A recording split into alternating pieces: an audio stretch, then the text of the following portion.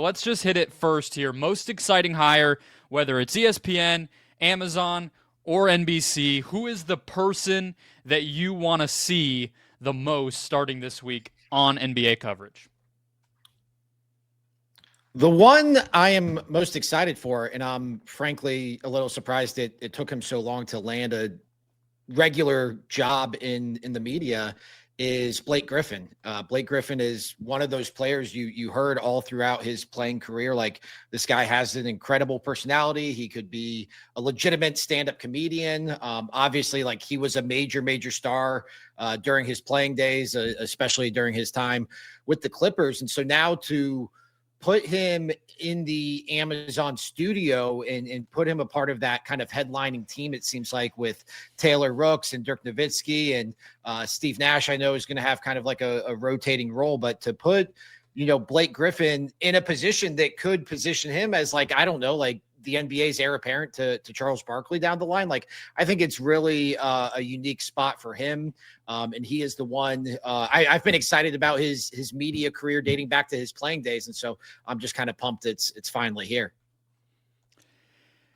Agree on all counts. He feels like the guy that Amazon, him and Dirk, are kind of the two. I think we're going to see them the most. They are first timers. They're the probably most recognizable people. I mean, Dwayne Wade, obviously, but we don't know how much he'll be around. So I think it's going to be great. Blake, to me, this is making me think of a different question, because a lot of what you just said, you could have said about Draymond Green like 5 years ago. Is it just that Draymond is still in the NBA, that he didn't get in on this kind of like hiring cycle? If he could have been employed by TNT and has a podcast at the Volume, then why couldn't somebody bring him on for periodic hits this season? It feels like when I think of Blake Griffin, I almost immediately think he's kind of stealing Draymond Green's career a little bit in the media space. Is Draymond still not with TNT? Did anything change with that? So you think he could pop up on Inside the NBA? Is that what you're thinking? I mean, that's what he's been doing. Like, he'll come on during the playoffs, or he'll have sparse opportunities. Sure, he kind of, it seems like, had the original Kyle Lowry type of deal. I didn't know if anything had changed there. I was under the impression he was under contract with TNT Sports, and that's just like, it's a way, as soon as he retires, he'll be there full time. Well, just that doesn't really exist right now. I mean, it does.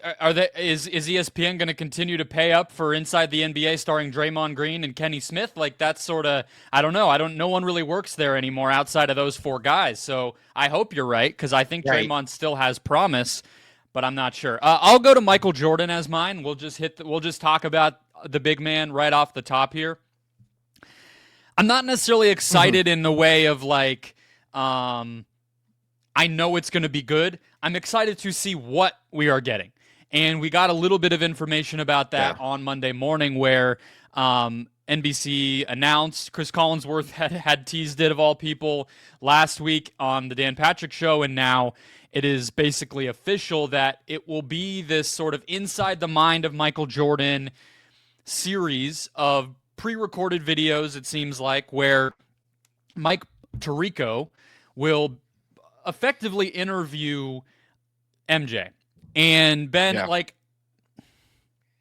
I have to just say, you'll hear me compliment Mike Tirico in a variety of other ways as the NBA season goes along and we get to the Olympics and, a Super Bowl next year and all those sorts of things. I think he's very good at what he does. That's not who I would have picked to guide us through the mind of Michael Jordan, if for no other reason than Mike Tirico hasn't covered the NBA in decades. So I think you kind of need some, and by the way, neither has Michael Jordan, right? So, like, I think it would have been really good to have somebody who was really on their nuts and bolts to keep MJ on track. I'm a little nervous if it's going to be two guys who have been out of it for a while bouncing off of each other. I worry it's going to become generalities. I'm very concerned about this segment. I'm concerned about the name MJ Insights to into greatness,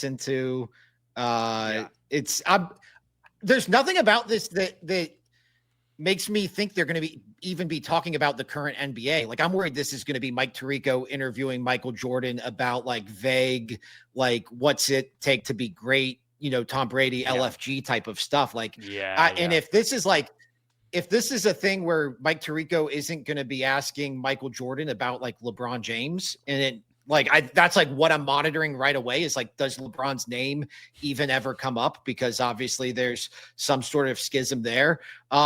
I was writing this up for Awful Announcing just based off of the release, which was very, very vague. And I couldn't even put, knowing full well whether or not they're going to be covering like the current state of the game. And so I'm very, I think all of our kind of antennas went up with everything that's been attached to this, because they were very quick to make it clear that it's going to be a limited role for Michael Jordan. Yeah. And the fact that we are still getting such limited information about what these segments are going to be, I'm just concerned that there is not a world where they meet any sort of expectation for Michael Jordan being a part of their NBA coverage. By the way, it's hilarious that we can say all this and have skepticism about how plugged into the modern NBA Michael Jordan is, considering he owned an NBA team as recently as like 3 years ago. And yet we still look at him as somebody where it's like, does he really quite have his finger on the pulse? Well, did you see those Hornets rosters? I think that's a fair, that was a fair question to ask based off of his ownership experience. Exactly.